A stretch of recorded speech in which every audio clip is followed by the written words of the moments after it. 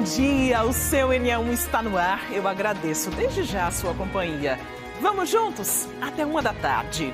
E nesta edição a gente vai falar sobre as festas de fim de ano que estão chegando e quem é empregado fica sem saber como funciona o banco de horas em dias que o expediente é facultativo. Para quem ficam as horas não trabalhadas? E nos dias de Natal e Ano Novo, como é o pagamento da carga horária, hein? E por falar nessa época do ano que todo mundo se empolga com o visual, as barbearias estão ficando lotadas. E você vai ver as tendências para este fim de ano. E uma tradição em muitas casas é a foto em família no Natal. Tem quem goste da foto profissional. Aí que entram os estúdios, os fotógrafos que lucram bastante nesse fim de ano. E que tal aproveitar o encontro com a família e os amigos para fazer umas brincadeiras que estimulem as conversas, os abraços e as trocas de presentes? O NA1 separou algumas ideias. A gente conta tudo para você. E, infelizmente, tem notícia triste também. A gente vai falar sobre violência contra a mulher. Mas é uma iniciativa do Ministério Público para tentar combater esse tipo de crime. E ainda tem calendário, cobrança ao poder público. O NA1 está só começando, o nosso QR Code está na tela. E você, claro, pode participar do NA1 mandando a sua mensagem para a gente. Agora são 11h49, é hora do calendário do NA1. E hoje estamos de volta à Rua Renascença, no bairro de Cajueiro Seco, em Jaboatão dos Guararapes. Moradores pediam pavimentação, drenagem da rua. Ivan Duarte está por lá ao vivo? Mudou alguma coisa por aí, Ivan? Ou está tudo do mesmo jeito? Bom dia para você. Oi, Maristela, bom dia a você também, bom dia a todos que estão com a gente aqui no NA1 nesta segunda-feira. Veja bem, daqui a 14 dias, ou seja, 29 de dezembro, vai fazer 4 meses que nós estivemos aqui. Mas esse tempo não foi suficiente para a Prefeitura de Jaboatão dos Guararapes vir aqui resolver ou tentar amenizar a dificuldade que essas pessoas aqui da comunidade Cajueiro Seco e da Rua Renascença passam. A gente está falando, são muitos problemas aqui, nós estamos falando ao vivo, eu e Elvis Lopes, em frente à Escola Santa Maria, ele pode mostrar para vocês aí. E os problemas enfrentados aqui são, Sônia Maria, né, o nome da escola. Os problemas enfrentados aqui, Maristela, são buraco, então não tem calçamento, drenagem também não, quando chove aqui empoça e dificulta a saída dos alunos, mato alto, risco também por conta dos animais peçonhentos que podem sair daqui e oferecer perigo à vida das pessoas que estão estudando nessa área. Eu vou conversar agora aqui com o pessoal do bairro que tem sentido essa dor na pele já há muito tempo. A gente vai falar disso, do tempo que eles aguardam uma ação da Prefeitura de Jaboatão dos Guararapes aqui para corrigir esses problemas. A senhora é a gestora aqui da escola, não é? Qual é o seu nome? Sônia Maria, boa tarde. A gente estamos aqui indignados, todo mundo da rua, já fazem um ano que o prefeito veio aqui na rua. Essa rua não era assim antes. Aqui na frente da minha escola era feito um cascalhinho, não tinha poeira, não tinha buraco. Agora no inverno ninguém entra mais aqui. Eu estou sendo prejudicada com os meus alunos, com os pais. Não pode estacionar um carro porque nós temos até vídeo de como fica isso aqui.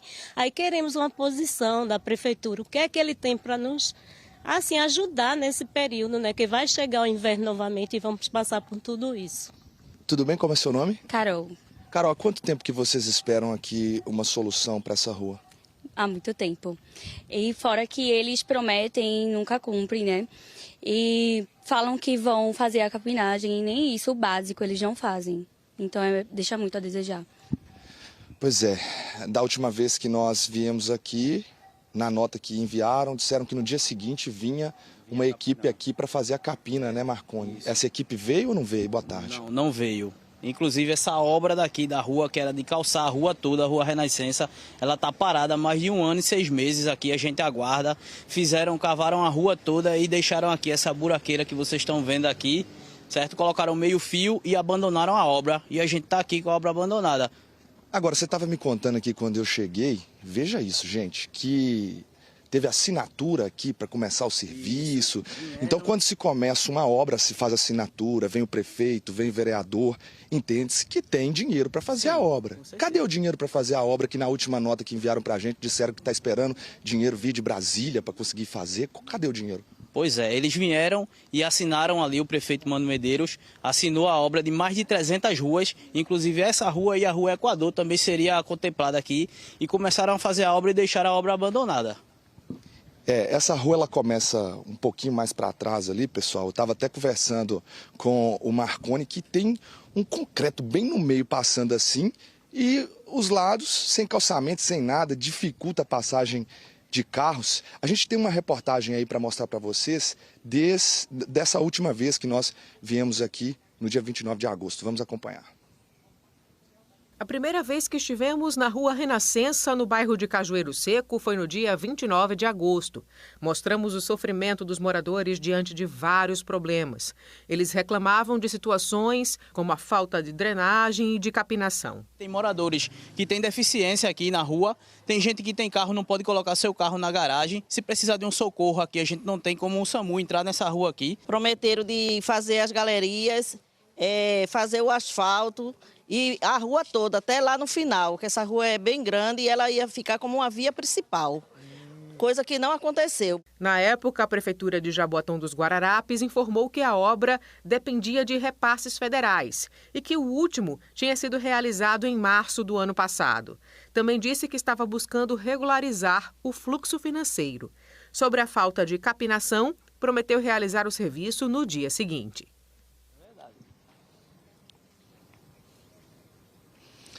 Prometeu, mas não cumpriu, né? Os moradores falaram aqui que não vê nenhuma equipe da prefeitura para fazer essa capina. Também não vejo nenhuma galeria por aqui. O que tem é um esgoto passando aqui. O Marconi está com o calendário aqui. Vira aquela página, Marconi, fazendo favor, para você mostrar para o pessoal que está acompanhando a gente ao vivo agora, porque ele ficou marcando dia a dia para esperar se a prefeitura vinha ou não vinha, né? Resolver o problema. E todo dia ele marcava o xizinho na expectativa, na esperança. Mas não deu, Maristela. A nossa equipe do NE1, cumprindo o compromisso, né, de ouvir todos os lados, a gente mais uma vez reforçou o pedido à Prefeitura de Jaboatão para dar uma resposta aqui para a comunidade, para a gente continuar cobrando. Na próxima participação minha ainda aqui dentro do NE1, a gente vai trazer essa resposta. Deixa eu conversar mais com outras pessoas que estão aqui com a gente. Tinha um senhor falando aqui comigo. O senhor vive aqui há quanto tempo, meu querido? Tudo bem? Qual é o seu nome? Heraldo. O senhor está há quanto tempo por aqui? Eu moro aqui há 32 anos. E aí, qual é o seu sonho de ver esse lugar? De repente eu vou asfaltar um dia. Porque a gente espera tanto tempo, toda a vida aqui, passar criança. Não pode andar com uma bicicleta, não pode andar com nada dessa rua dessa maneira. Aí não pode resolver nada, a não ser empurrando um filho, uma bicicleta, empurrando um carro de mão. Ele não pode chegar na porta de casa com amugado. Então nós esperamos aqui para o ano mineiro, que ele arranja e olha para a gente, faz isso aqui, porque ele mora num setor bom, no asfaltado, no calçamento, no andar, e nós moramos aqui dentro da lama. Ele devia olhar isso. A política, ela tem essa função, né? De olhar para as pessoas que estão numa situação de maior vulnerabilidade, né? Não é verdade? E por que ele trabalha pro lado dele, pro lado do rico, pro lado dos pobres não olha? Só olha para a parte de Boa Viagem, Piedade, Candeia. Mas a gente está aqui para fazer essa cobrança. E na hora que eu cheguei, Maristela, é triste, né? Da gente ver o pessoal com carrinho de mão, levando metralha, fazendo uma divisão ali da própria comunidade para ver se diminui a dificuldade numa coisa que, com um olhar de prioridade dos responsáveis da prefeitura, isso poderia ser resolvido mais rapidamente e diminuir essa dificuldade, né? Então daqui a pouco eu volto para conversar mais com vocês. Eu vou ir lá para aquele ponto que eu falei que tinha um concreto no meio, que era muito estranho, eu nunca tinha visto aquilo, e de lá a gente traz essa resposta que a Prefeitura de Jaboatão mandou para a gente dessa vez. Tá bom, Maristela? Daqui a pouco nós conversamos mais. Combinado, Ivan Duarte, a gente vê a urgência, né? Pelo calendário todo marcado aí, o morador segurando, né? Isso significa o quanto a comunidade está ansiosa, né? Por uma solução mesmo por aí. A gente vê a dificuldade do motorista aí atrás de vocês, agora o carro tentando passar. São muitos buracos, falta pavimentação, falta respeito com essa comunidade, né? Que tem uma escola, inclusive, nessa rua. Imagina a situação para esses alunos, né? De dia, uma poeira, quando faz sol. Inclusive, em dias de chuva, a situação piora ainda mais, fica lama aí pelo caminho. Então, a gente vai trazer mais uma vez, né, essa cobrança. Daqui a pouco, Ivan Duarte está de volta para a gente marcar esse calendário mais uma vez e cobrar, inclusive, a limpeza. Olha só, quanto mato aí na calçada. Tem que andar pelo meio da rua desse jeito. Bora seguir pelo trânsito? Nós já temos imagens aí para você da Avenida Caxangá, no bairro da Iputinga, pertinho do Caxangá Golf Clube. A gente acompanha essa movimentação nesse fim de manhã, quase aí comecinho de tarde, agora 11h59. E a gente segue o nosso passeio para você que está circulando agora pela Avenida Dois Rios, pertinho ali da ladeira da Coab. A gente tem mostrado bastante esse trecho por causa da obra que está acontecendo por aí. Os carros que estão descendo estão indo ali em direção ao SESI. Essa é a Avenida Dois Rios. A ladeira da Coab que passa por uma obra, também tem uma mudança do trânsito. Você viu aqui no NE1 uma obra só nesse trecho que deve durar pelo menos 2 meses. Isso exige um pouco mais de paciência do motorista que está passando aí pela região, que enfrenta o trânsito lento em muitos momentos. Agora a Avenida Agamenon Magalhães, bora lá para o Derby. Olha só a movimentação intensa dos veículos. Os motoristas que vão sentido Zona Sul do Recife, um importante corredor de ônibus aí da cidade.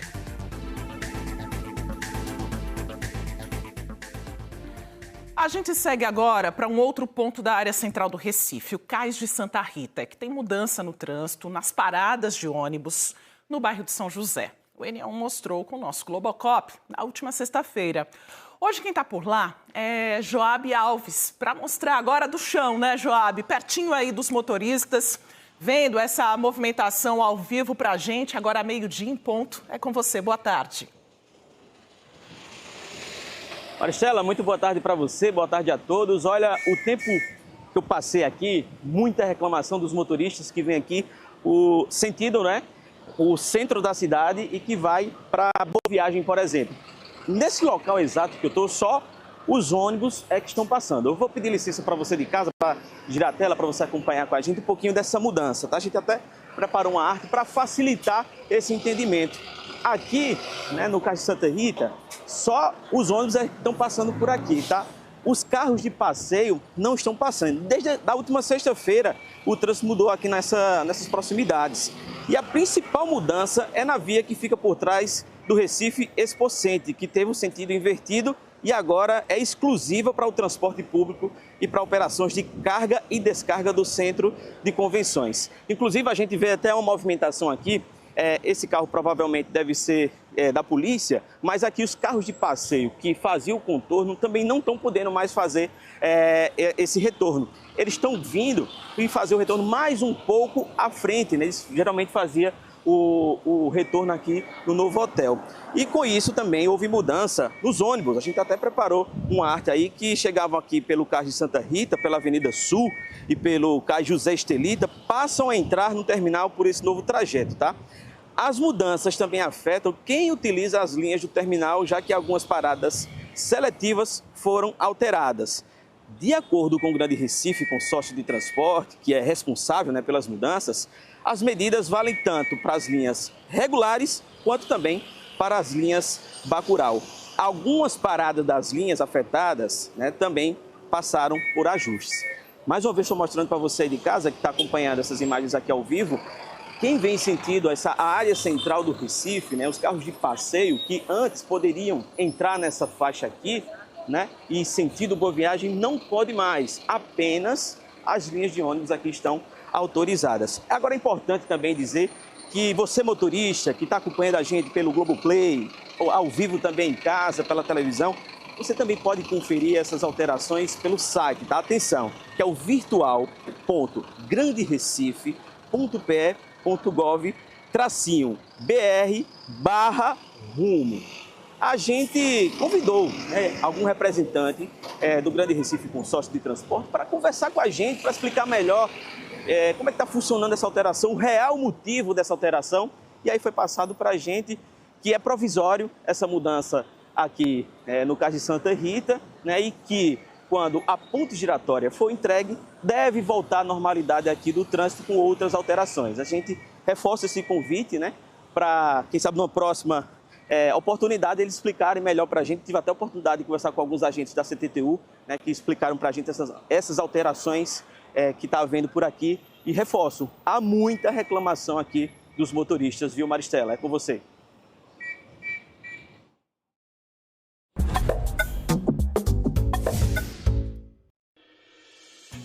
Daqui a pouco falamos mais sobre o trânsito. A gente segue, por enquanto, com as oportunidades de emprego disponíveis na Casa do Trabalhador.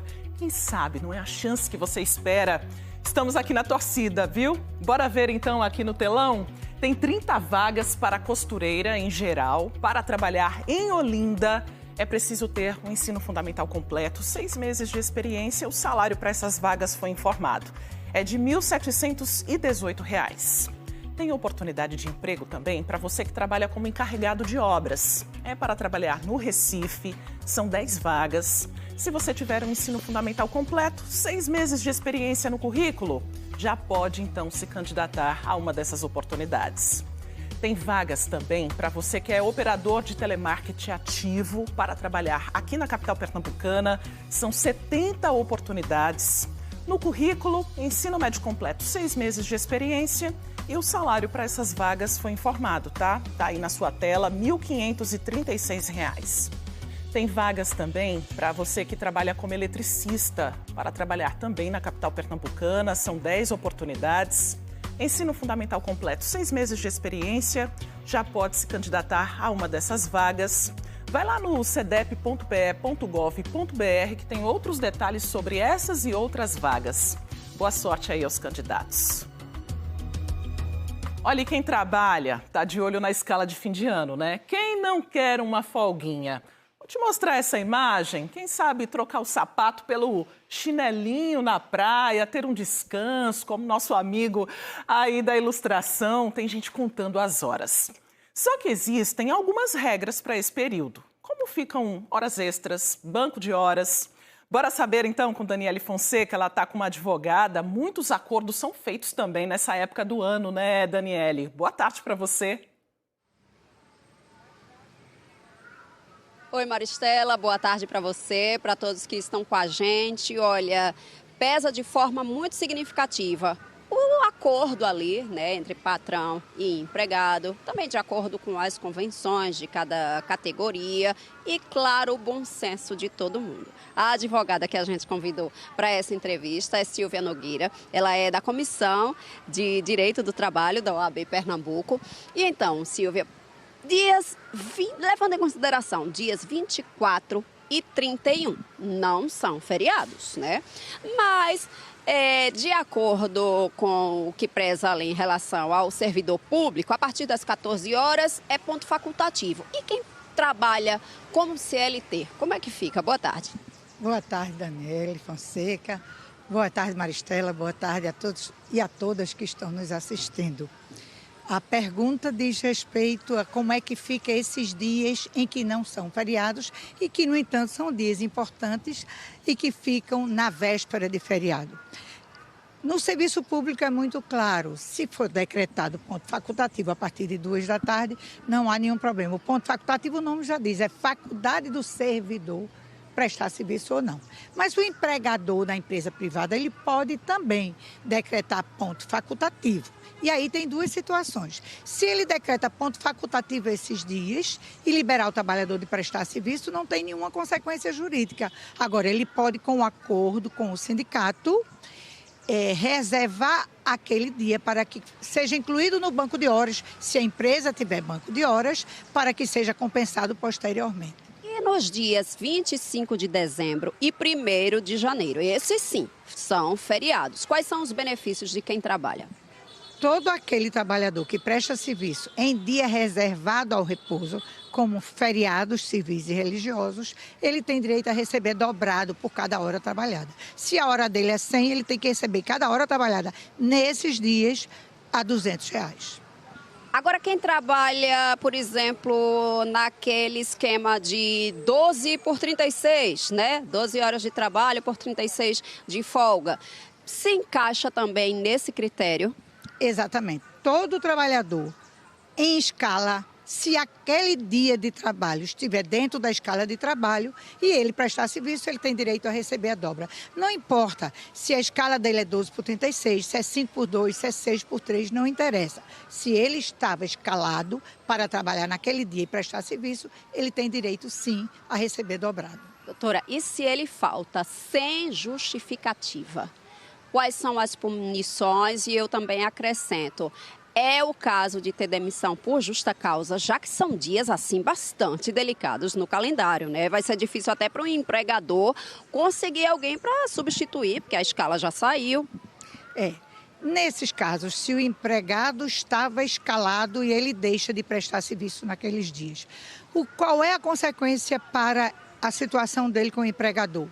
Ele poderá ser advertido, poderá ser suspenso, mas eu entendo que por maior que seja a importância daquele serviço, não caberia a pena capital, que é a rescisão por justa causa do contrato de trabalho dele. O que muda para empregados domésticos? Empregado doméstico, como qualquer outro empregado, se ela presta serviço em dia reservado ao repouso, ela tem direito a receber dobrado. Não há nenhuma exceção. Doutora, e para aqueles trabalhadores temporários? Importantíssima essa pergunta. Nessa época de final do ano, principalmente o comércio, em razão do aumento da demanda do comércio, eles contratam. Mas eles têm que contratar através de empresa de serviço temporário. O empregador, o comerciante, ele não pode contratar para esse fim. Se ele contratar, ele pode, mas desde que seja uma contratação definitiva, não é a temporária. Quando a gente fala em trabalho temporário, é para suprir necessidade temporária de serviço. E aí se justifica, o empregador, tomador de serviço, contrata uma empresa de serviço temporário. Se aquele trabalhador prestou serviço no dia reservado ao repouso, o empregador dele, que não é o tomador do serviço, mas sim a empresa de contrato temporário, tem que pagar em dobro. Doutora, muito obrigada pelas informações. A gente vai continuar por aqui. Quem tiver perguntas sobre esse assunto, pode mandar pelo nosso QR Code. Maristela. Aproveita o QR Code do nosso canal Globo, que daqui a pouco Daniele Fonseca está de volta. A seguir, tem resposta do calendário e as ideias de brincadeiras para o Natal. Imagens para você da área central do Recife, poucas nuvens, tempo firme, faz calor hoje na capital pernambucana. Agora, 12h10, o NA1 volta em instantes.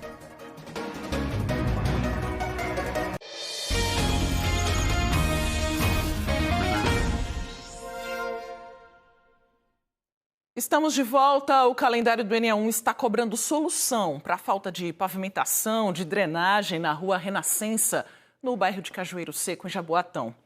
Ivan Duarte já conversou com os moradores e agora nós queremos saber, Ivan, o que a prefeitura disse dessa vez, hein?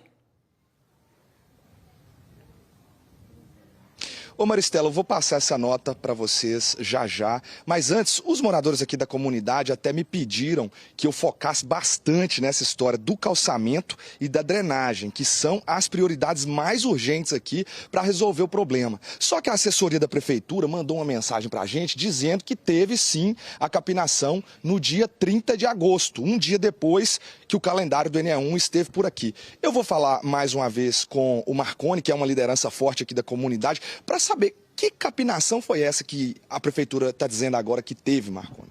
Então, a capinação ela foi feita lá perto da quadra do vereador, logo no começo da rua. Aqui a capinação não chegou e a gente não viu essa capinação. Então começou lá, vocês acharam que ia vir e não veio. Agora vê, daqui para lá, qual é a distância? Qual o tamanho dessa rua? Essa rua tem uns 2 km, ou 1,5 km, mas foi logo lá no começo, perto da quadra do vereador. É isso, pessoal? É isso? Sim, sim. Na frente da minha escola não teve capinação alguma. No restante da rua também não? Não, nem sinal deles. Certo. A gente tem aqui, para mostrar para vocês, um outro problema, uma outra questão. Por favor, Elvis, que eu tinha comentado na minha outra participação. E que eu queria entender, Maristela, é essa obra que foi feita aqui, que tem essas barras de concreto aqui, e olha a altura que ficou a rua. Se for fazer um calçamento aqui depois, ele vai ficar mais alto que o meio-fio. Veja bem, o que aconteceu aqui, Marconi? O que é isso aqui? Isso aí eles prometeram que seria uma canaleta, certo? Uma canaleta, e essa rua ia ser pavimentada com pave. Mas aí até hoje a gente espera mais de 1 ano e 6 meses e nada aconteceu. E daí a banda voou, né? Como diz o ditado. E aí o calçamento vai atingir o nível daquilo ali? Cara, eu não sei. Isso aí foi uma coisa que a gente discutiu até quando eles estavam fazendo a medição da rua e batendo os níveis. A gente reclamou porque estava muito alto. Eles passaram sem planear a rua. Foi um projeto totalmente inadequado aí para o local, do meu ponto de vista. Pronto, a gente tem aqui a resposta que a Prefeitura de Jaboatão dos Guararapes mandou para a gente, disse assim: a Secretaria Municipal de Infraestrutura do Jaboatão dos Guararapes informa que as obras vinculadas ao convênio em questão seguem condicionadas à liberação de recursos federais, ainda pendente até o momento. O último repasse foi realizado em 13 de março de 2024. A Prefeitura diz que mantém o diálogo permanente com os órgãos responsáveis e aguarda o aporte financeiro necessário para dar continuidade às intervenções previstas. Chega para cá, meu amigão, por favor, você. Como é o seu nome? Francisco. Francisco, a Prefeitura está esperando o governo federal. Diz que o governo federal ainda não liberou o recurso, parece que o dinheiro é só por esse meio, porque não tem uma outra movimentação, ela não apresenta uma outra solução para conseguir finalizar a obra aqui para vocês. Você está disposto a esperar até quando? Rapaz, pelo jeito que vai, eu vou viver 100 anos, não vou ver essa rua pronta não. Pelo que o prefeito está dizendo, esperar a obra federal. Para tudo no mundo existe dinheiro. Para uma rua que eles começam, desse jeito, o dinheiro some. Agora, esse dinheiro foi parar onde? Porque quando eles vieram ali em cima, chegou ali em cima, reuniu o povo dizendo, não, prioridade vai ser essa rua Renascença. Pronto. Pessoal, aqui para a gente finalizar, vocês têm esperança que isso aqui vai sair? Não. Infelizmente não, né? Porque eles começam e não terminam, e sempre em época de eleição. Mas não vamos perder a esperança, não. Eu quero voltar aqui, Maristela, eu quero voltar aqui na rua Renascença e eu quero voltar aqui para mostrar que a obra foi feita, para inaugurar a rua Renascença calçada, com drenagem e capinada. É para isso que eu quero voltar aqui. A gente vai marcar no nosso calendário aqui, por favor. A gente está em final de ano, né, Maristela? Então vamos dar um prazo aqui, ó. Dezembro já está indo-se embora. Final de ano a gente sabe como é que é. Janeiro, fevereiro, março, 3 meses. Vamos ver se esse recurso chega lá do governo federal. Marque em abril aí para nós, que a gente vai voltar aqui fazendo favor. Escolhe aí a data que você quiser. Por gentileza, diga aí. 1º de abril. Tá certo então. Dia 1º de abril, tá marcado. E eu quero voltar aqui para inaugurar essa obra, viu, Maristela? Contigo aí no estúdio. E que esse recurso chegue logo, né, Ivan? E de preferência até abril, até para essa obra acontecer antes do período chuvoso e a comunidade ter um pouco mais de tranquilidade, né, Ivan? A gente segue agora acompanhando o caso da mulher em tratamento contra o câncer, espancada pelo marido dentro de casa. Esse crime foi na semana passada, a gente mostrou aqui no NE1. O suspeito está preso por tentativa de feminicídio. Numeriano Luiz de Sá, de 64 anos, era secretário de Esporte e Lazer do município de Calumbi, no sertão do estado. Depois do crime, ele foi exonerado. A repórter Beatriz Castro conversou com a vítima, Luísa Barros. Ela ainda está internada no hospital e contou como foram os momentos de terror dentro de casa. A reportagem foi exibida ontem pelo Fantástico. A sociedade começou a reagir à violência contra a mulher. No Recife, a repórter Beatriz Castro conta uma história de coragem e empatia. No leito de um hospital, o reencontro. Na última vez em que Luísa e Márcio deram as mãos, ela tentava desesperadamente escapar de uma agressão brutal dentro de casa. Eu estava pedindo socorro, gritando, mas eu já estava caída no chão. E eu estava sabendo que podia morrer. Aí eu escutei, né? Eu escutei os passos na escada. Márcio, vizinho do andar de cima, tinha ouvido os gritos de Luísa. Gritos muito intensos, pedido de socorro. Fomos para a janela e eu perguntei a uma vizinha, é aí ou aqui? Aí ela apontou para baixo. Foi o tempo de correr? Imediatamente. Que cena você viu? Estavam os dois no chão, o Luísa toda ensanguentada, ele dizendo que ela tinha batido a cabeça, mas eu só lembro do olhar dela e das mãos estendidas. Luísa estava bastante machucada, mas consciente. Eu disse, não foi isso, foi ele, é ele que está fazendo isso comigo, me tira daqui. Eu só fazia assim para ele me tirar, e ele me agarrou, né? Ele me agarrou pelo braço, aí saiu me sustentando minhas pernas, que eu não estava conseguindo andar direito. Eu acho que isso que eu fiz, eu acho que é o dever de qualquer pessoa, sinceramente, não tem heroísmo nenhum. As agressões partiram do marido e, num momento de extrema fragilidade, ela faz tratamento contra um câncer no fígado. Foram 22 anos de convivência.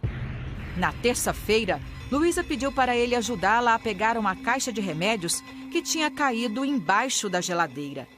Aí quando eu me abaixei, que vou voltando, aí eu senti aquela pancada. Veio outra em seguida. Com essa outra pancada, aí eu já caí de costa. Sem entender direito o que estava acontecendo, chegou a pedir ajuda ao agressor. Fui dando a mão assim a ele, só que aí eu vi ele com o objeto, né? Aquele negócio de madeira. Ele batendo. Eu gritei com toda a força que eu tinha na minha alma. Eu gritei para eu estar aqui hoje falando. Luísa chegou à emergência do hospital quase 2 horas depois das agressões. Chorava e sangrava muito. Tinha múltiplas fraturas na cabeça e na face. O nariz estava quebrado, ela perdeu 3 dentes e sentia muitas dores. Ainda não há uma previsão de alta. Ela vai ter que fazer uma avaliação oftalmológica para saber se houve um comprometimento da visão. O agressor é numeriano Luiz de Sá, ex-secretário de Esporte e Lazer do município de Calumbi, afastado depois do caso. Tem 64 anos, sargento reformado da Polícia Militar. Ele estava armado durante as agressões. Está preso preventivamente. A família não desconfiava das agressões, mas o irmão de Luísa disse que o comportamento de numeriano estava diferente. O que nós percebemos, a minha irmã especificamente e a filha dela, é que ele estava mais atencioso, que ele estava mais cuidadoso com ela. O porquê isso estranha? Porque isso não era o perfil dele. Ele era uma pessoa mais distante e, como já foi comentado, ele, na verdade, tratava o câncer como se não fosse uma coisa que merecesse tanta atenção. Quando ele foi para a casa da filha da minha irmã, da minha sobrinha, lá em Timbaúba, ele conversou com o marido da minha sobrinha, dizendo para ele que ela estava, muito possivelmente em virtude dos medicamentos, ele estava achando que ela estava estranha e que era possível que ela sofresse, que ela caísse de uma escada por conta do medicamento que ela está tomando. Luísa se recupera ao lado da família. Ela conta com apoio psicológico e de advogadas especialistas em violência contra a mulher.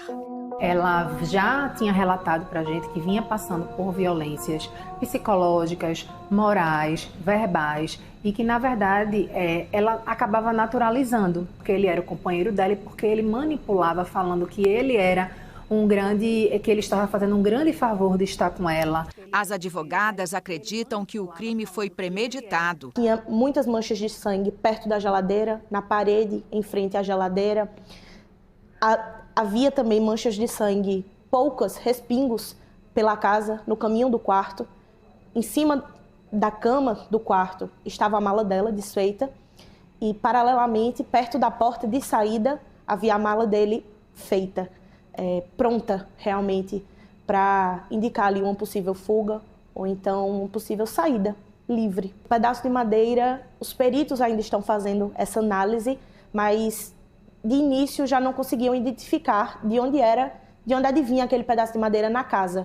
Procuraram mesa, madeiras que pudessem tornar aquele pedaço dali daquele local, mas não conseguiram identificar. Então, indica realmente que houve uma premeditação né? Houve uma tentativa de trazer aquele pedaço de madeira para aquele local para não deixar vestígios, não deixar rastros. Em nota, a defesa de Numeriano pediu que o histórico de integridade dele seja considerado e solicitou serenidade para que aguarde a conclusão do inquérito, evitando julgamentos precipitados. Eu acho assim que, às vezes, o relacionamento ele acaba e a gente permanece no relacionamento.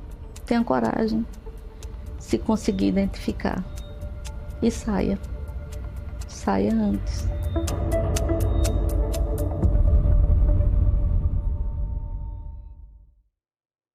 Esse é mais um caso que revolta, aumenta aí a estatística da violência contra a mulher aqui em Pernambuco. Até novembro, 82 mulheres foram vítimas de feminicídio aqui no estado. Um aumento de 20,5% em relação ao ano passado. É preciso mudar essa realidade, fazer campanhas de conscientização, aumentar o apoio à mulher e os canais de denúncia também. Hoje, o Ministério Público de Pernambuco divulgou um novo programa com medidas de enfrentamento à violência e ao feminicídio. Natália Dielu tem os detalhes para a gente. Que novas medidas são essas, hein, Natália? Boa tarde.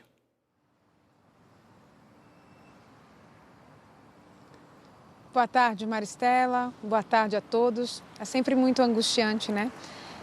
Falar sobre feminicídios, sobre agressão contra a mulher, mas trazer informações, né, também dar caminhos para que essas mulheres possam quebrar o ciclo de violência também é muito importante. Então, o Ministério Público de Pernambuco hoje se reuniu para anunciar algumas medidas que devem acontecer no próximo ano e para mais uma vez trazer esse trabalho que já vem sendo feito ao longo dos anos, né? Porque o Ministério Público de Pernambuco tem um papel repressivo também, no recebimento desses inquéritos, no apoio, né, a essas vítimas, em relação à divulgação, orientação sobre as redes de proteção. E diante desse cenário que a gente vai trazer aqui os números, esse trabalho precisa ser intensificado, não somente pelo Ministério Público, que tem um papel de induzir a criação de políticas públicas, mas de toda a sociedade, especialmente do Estado, das instituições, né? Então, vejam só, gente, até novembro de 2025, dados divulgados pela Secretaria de Defesa Social mostram que aconteceram 82 feminicídios aqui em Pernambuco, um número maior em relação ao ano passado, quando 76 mulheres foram vítimas de feminicídio aqui no estado. A gente também tem dados de violência doméstica e familiar aqui em Pernambuco. Até novembro de 2025 foram mais de 38 mil casos, um número que é menor do que o de 2024, quando 54.222 mulheres foram vítimas desse tipo de violência, mas a gente sabe que ainda há uma subnotificação, porque tem mulheres que ainda não conseguiram denunciar seus agressores. Então, esse número certamente é maior.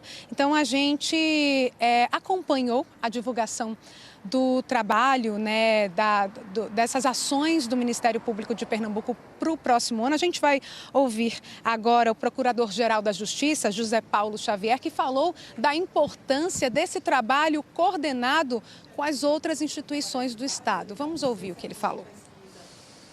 Quinzenalmente reunimos todos os órgãos do sistema de justiça para acompanhar o tempo de tramitação, desde o fato com a investigação policial, a sua conclusão com o julgamento da ação penal, né? Buscando reduzir esse tempo e, ao mesmo tempo, uma instituição cobrar da outra, né, a efetividade no objetivo do programa.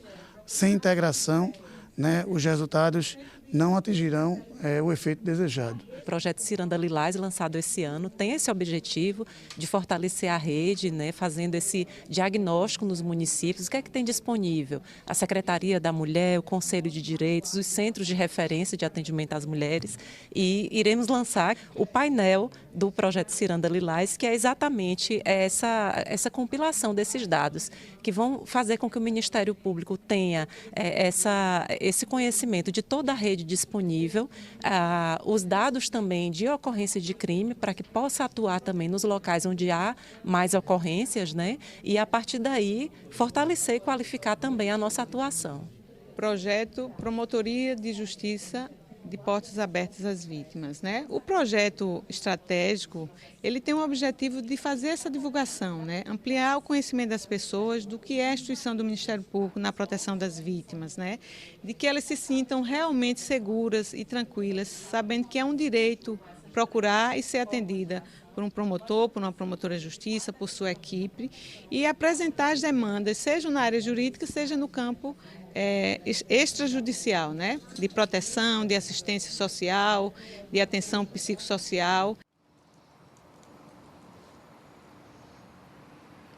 Então, a gente ouviu aí, além do procurador, as duas promotoras que são coordenadoras de 2 núcleos importantes do Ministério Público de Pernambuco. A gente ouviu há pouco a doutora Ana Clésia Ferreira Nunes, que é coordenadora do Núcleo de Apoio às Vítimas do Ministério Público, anunciando essa nova ação para o próximo ano, que é Justiça de Portas Abertas, né? Então, existe também a previsão da interiorização desse serviço com a criação de novas centrais dessas denúncias em Caruaru, Arco Verde e Serra Talhada. E a gente também ouviu a doutora Maísa Oliveira, que falou sobre esse painel de dados, um painel de dados que vai trazer indicadores e também, mais uma vez, trazer informações sobre as redes de proteção que essas mulheres têm, para mostrar que o Ministério Público de Pernambuco é uma das instituições que podem apoiar essas mulheres nesse grande trabalho de combate a essa violência terrível que a gente relata todos os dias, Maristela. É preciso mesmo ampliar e fortalecer cada vez mais essa rede, né, Natália? Quero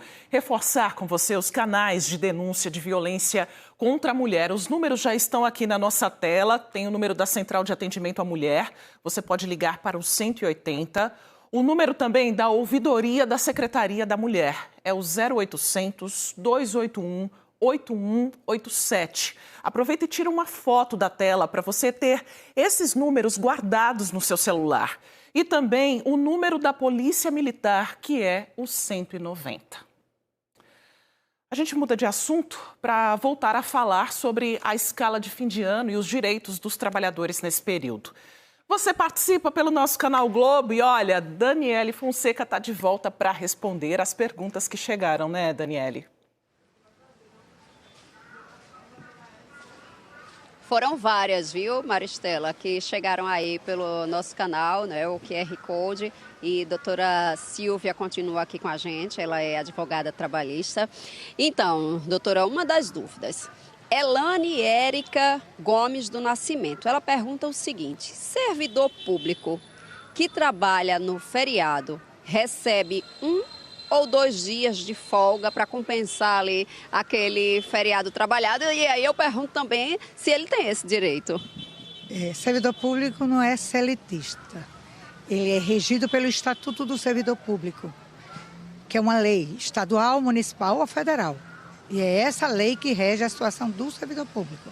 Ele, se for contratado, se for nomeado, não é, por concurso público para exercer, por exemplo, num determinado hospital, e ele vai se submeter à escala do hospital. Se for para trabalhar no domingo, ele vai trabalhar no domingo. E não tem possibilidade de compensação. E se ele for funcionário público? Queria, inclusive, que a senhora explicasse aí a diferença entre servidor público e funcionário público. Servidor público é o novo nome do gênero que antigamente se chamava funcionário público. Hoje ele é servidor público, né? Antigamente era o nome chamado, era funcionário. Não existe mais esse nome. A gente ainda usa por força de costume, de hábito, mas é servidor público. É essa situação. Ele não tem contrato com a administração pública. Ele tem um vínculo de natureza administrativa, não é trabalhista, de natureza administrativa, e ele é regido por lei. Agora a dúvida de Danúbia Vitória. Ela diz o seguinte: a minha folga cai no dia em que a empresa está fechada. Tenho direito a outra folga em algum outro dia, outra data, doutora? Não consigo ver como ela ter direito a outra folga, porque naquele dia a empresa decidiu fechar. Não é? Era o dia de folga dela e ela não vai trabalhar. Então, não consigo ver como ela ter direito a nenhuma compensação posterior. Doutora, em empresas, isso no setor privado, né, CLT, que a pessoa um ano trabalha Natal, no outro ano trabalha no Réveillon e vice-versa. E acontece de ficar 2, 3, 4 anos seguidos folgando no Natal e trabalhando no Ano Novo. A empresa tem a obrigação de deixar isso aí equilibrado? Não. A CLT não dá essa condição, não está prevendo essa condição. O que pode haver é ele conversando com o empregador, mostrar que não é justo que todo o Natal recaia exatamente no dia que ele está trabalhando. E aí conseguir a permuta com outro trabalhador. É a única saída que eu consigo enxergar. Doutora, muito obrigada, viu, pelas informações, pela participação aqui nesse momento que é tão oportuno de folgas e trabalho. A gente mesmo troca um bocado, né, Maristela? Você com os outros apresentadores, os repórteres entre si, é contigo aí no estúdio. Isso, a gente vai se revezando, né, Daniele, para todo mundo ter seu direito também de descanso nessa época do ano. Obrigada também a você que participou pelo nosso Canal Globo. Sempre a entrevista fica muito melhor com a sua participação, tirando dúvidas por aqui. Obrigada, Daniele. Agradece também a advogada, por favor. E nesta época do ano, os homens lotam as barbearias. São muitos clientes querendo aparar a barba, cortar o cabelo para garantir o melhor visual, para fazer bonito nas festas de fim de ano. E olha, os barbeiros contam que os fregueses estão cada vez mais vaidosos. O ritmo está acelerado. Tem muita gente querendo dar aquela arrumada no visual. Gustavo adotou a barba italiana. Esta bem marcada e que acentua os traços do rosto. Eu tinha um corte já que fazia sempre. Aí eu recebi essa recomendação, testei, gostei e vivo repetindo. Deixa o rosto mais marcado, assim. No caso, essa parte aqui fica um pouco mais harmônico mesmo assim no rosto, né? Aí eu acabei gostando mais. A barba lenhador deixa o cliente cheio de estilo. É a que Célio prefere, mais comprida e volumosa. Dá uma seriedade, dá um aspecto de confiança, autoestima também. Quem estiver pensando em ter uma nova identidade, eu aconselho também ter esse padrão de barba. Matheus está há 10 anos neste mercado masculino e tem a certeza de que esses 2 modelos de barba vão ser os preferidos de 2026. Os clientes estão ligados, os homens estão cada vez mais modernos. Já chegam com suas barbas já com fotos para como quer, como vai ficar, já tem um modelo de que vai ficar. Os caras estão muito modernos. É uma febre essa moda masculina de ter barba, de identidade, e eu acredito que vai vir muito mais forte. E as tendências do ano que vem já aparecem nas festas do fim deste ano, tá? Esse é o período de maior movimento nas barbearias, que, aliás, estão prontas para fazer barba e cabelo também. Eles estão ligados na moda, cada vez mais. O nevou dos fios bem claros devem continuar na cabeça de muitos, mas um outro estilo vem ganhando espaço. O nevou, ele é disparado o pedido da barbeirada toda aí, né? Mas para 2026 já vem uma onda que 2025 toda já carregou, que é o Old Money, é uma barba italiana, que provavelmente é o que vai levar para 2026. Mas fim de ano é o nevou. O corte deixa o cabelo um pouco maior e todo organizado. Foi a escolha de Luiz Fernando. Pelo fato de eu ser empreendedor, até para as minhas vendas melhorarem, isso tudo, eu acho que influencia bastante. Para falar com o cliente, tudo você tem que estar bem apresentável, né? Para ficar bonito na foto também, inclusive a foto em família é uma das tradições das festas de Natal. É um momento de unir as pessoas que amamos, registrar mais um ano que passou, o crescimento das crianças, a presença dos idosos. E uma tendência que voltou nos últimos anos é o registro desses momentos em estúdios com fotógrafos profissionais. O Natal chegou ao estúdio das fotógrafas Edjane e Tiffany, mãe e filha. Elas decoraram o espaço no município do Paulista com 2 cenários. Tem Natal com neve ou tropical, com as cores vibrantes da festa. O investimento também passou pelo figurino temático, para realçar as fotos e atrair a clientela. São 8 anos fazendo ensaios natalinos e a procura só aumenta. A época mais importante para a gente tem mais clientes. E eles voltam todo ano? Sempre voltam, sempre voltam. A Thaísa trouxe a família para o primeiro ensaio de Natal. Pedro, o caçula de 11 meses, colaborou. Abriu o melhor sorriso e esbanjou simpatia durante as fotos. Mudou de roupa e de cenário, sem perder a sintonia, que foi além das cores das roupas combinando. Uma experiência que a família vai levar como um presente de Natal. Uma coisa que não tem para onde fugir. Através de cada foto, a gente guarda memórias de fases tão importantes da nossa vida. A infância dos nossos filhos, para quando chegar lá na frente, a gente poder resgatar com mais riqueza de detalhes. Nessa era de que as fotos elas duram só 15, 30 segundos nas redes sociais, isso aqui a gente não guarda só o momento, a gente guarda o sentimento, né? Então fica para bons tempos aí, longos anos. Cada ensaio dura em média meia hora. Tempo suficiente para registrar momentos que serão eternos. E essas lembranças ficarão guardadas em fotos impressas ou digitais. E a quantidade vai depender do investimento de cada família. O pacote mais em conta, com 5 fotos digitais e toda a produção, fica em R$ 150. Quem quiser 20 fotos e um álbum para levar para casa, vai pagar R$ 600. O carro-chefe do estúdio são as fotos de recém-nascidos, mas os ensaios de Natal vieram para ficar. Eu acredito que na foto de Natal tem que ter harmonia, né? Aquele amor de família. A gente oferece aquele carinho, oferece as roupas, tenta deixar o ensaio mais à vontade possível. E aí eles sempre voltam. Neste outro estúdio em Olinda, a movimentação é intensa e começou há 2 meses. O Natal é a época mais esperada do ano por aqui. A Flávia tem 18 funcionários fixos e contrata outros 4 para atender a clientela. São quase 40 ensaios por dia. Filha de um fotógrafo profissional, ela também aprendeu a fotografar e deu uma guinada no estúdio do pai quando decidiu popularizar o acesso aos ensaios de Natal. A cada ano, a expectativa muito grande do nosso cliente, então a gente tem que inovar e trazer propostas novas, diferenciadas. Quanto aumenta o trabalho de vocês nessa época? Entre 30% a 40% aumenta a demanda, começando pela agenda, que a gente abre 2 meses antes. O investimento nos cenários foi alto. Tem o infantil, onde o Lorenzo, de 11 meses, fez pose com o gorro de Papai Noel. E o mais sofisticado, com um trem para caber a família. O lucro vem da procura em larga escala. Tem pacotes a partir de R$ 70 com 4 fotos digitais e impressas. O mais caro custa R$ 250 e dá direito a 14 fotos reveladas e digitais.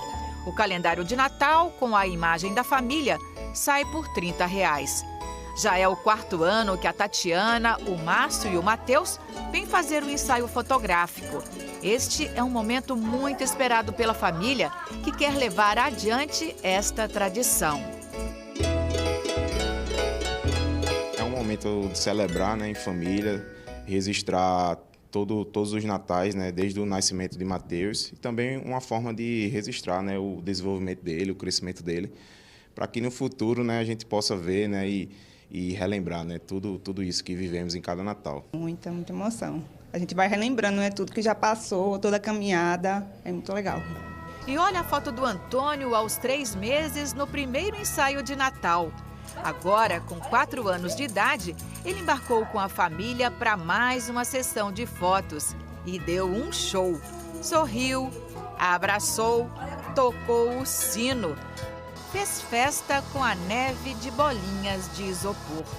Os cliques registraram a alegria do menino diante da magia que se renova a cada Natal. Compensa, é fantástico. Assim, é um valor que é incalculável. É a sua família desenvolvendo, né, os seus filhos crescendo e ficando cada vez mais independentes, isso é super importante. Então, é um momento que a gente valoriza muito. Façam fotos da sua família, vale a pena.